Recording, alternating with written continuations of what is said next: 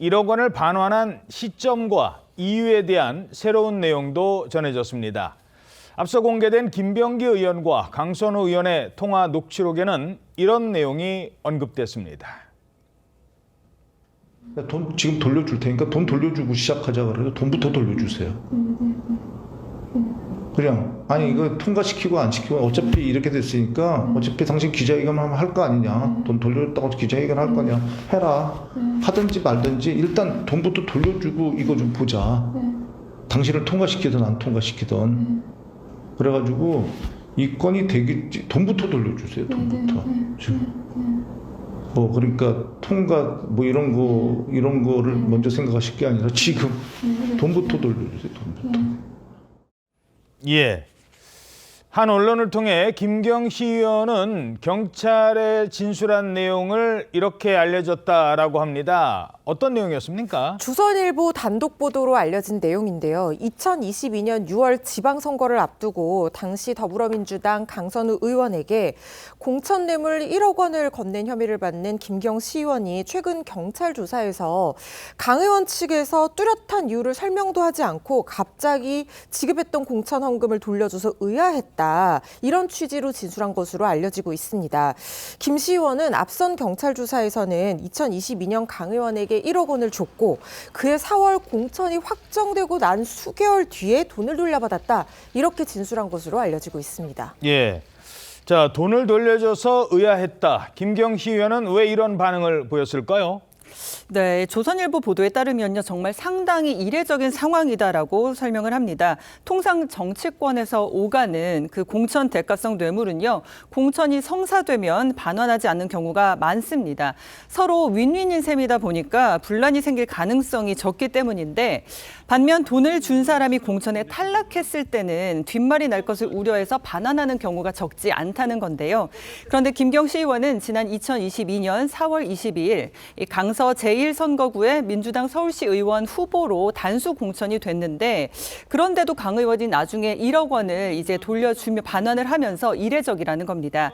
여기에 대해서는 컷오프 방침을 알게 된 김 씨가 1억 원을 준 사실을 기자회견을 통해서 알리겠다고 압박한 것 때문 아니냐는 그런 분석도 나오고 있습니다. 자, 허지원 변호사님, 이 받은 돈 돌려주면 문제가 없는 거예요? 인지 시점과 반환 시점 사이의 시적 간격이 얼마나 되느냐가 죄의 성립 여부를 가르는 결정적인 변수가 될 것으로 보입니다. 지금 강선우 의원 측에서는 내가 직접 받은 것이 아니라 보좌진 남무보좌관을 통해서 돈을 받았고 그걸 인지한 즉시 반환하라고 지시를 했고 그리고 실제로 반환된 것으로 알고 있다. 이런 입장을 고수하고 있는 상황이거든요.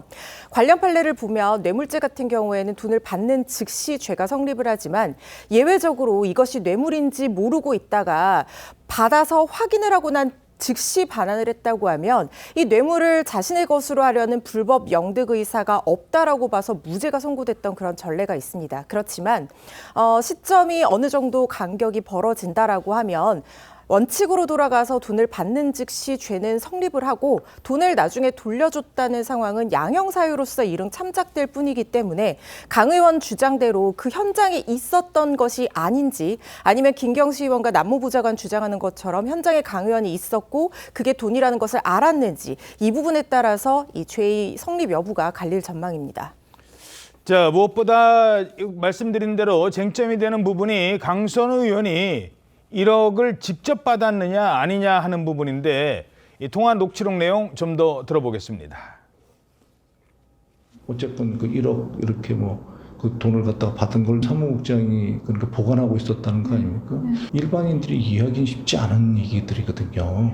이미 정말 그냥 아무 생각이 없었던 거죠. 정말. 만약에 낭까지 알고 있다. 물론 이게 의원님과 저만 알고 있다 하더라도 이걸 관여 못하지만 그렇게 된다면 관여해서도 안 되는 문제입니다. 그거 없어도 생각하겠어요. 정말 이런 네. 자, 그런데 1억 전달 과정에 관련된 세 사람의 말은 조금씩 다른 상황입니다. 김경시 의원, 강 의원의 전 보좌관과의 대질 조사를 지금 거부하고 있는 상황이거든요. 경찰에서 좀 뭐 다른 방법을 고민 중이라고요. 네, 경찰이 엇갈리는 진술에 대해서 거짓말 탐지기 사용을 고려하고 있다고 합니다. 현재 진술이 이제 강 의원 측에서는 보좌관 남 씨가 금품을 받았고 자신은 추후에 그것을 인지해서 즉시 반환을 지시했다라고 주장하고 있는데, 근데 보좌관 남 씨 측에서는 그 카페 회동은 사실이고 강 의원의 지시를 받아서 물건을 차에 실었지만 돈이 들어있는 것은 몰랐다라고 진술하고 있습니다. 근데 김경희 시의원 측에서는 그 남 보좌관의 요청으로 현금 1억 원을 전달했다라고 주장하고 있어서 말이 다 엇갈리고 있는데, 근데 다만 이 거짓말 탐지기 사용을 고려하는 것에 대해서는 김 시의원이 동의하지 않으면 거짓말 탐지기 검사를 할 수 없다고 합니다.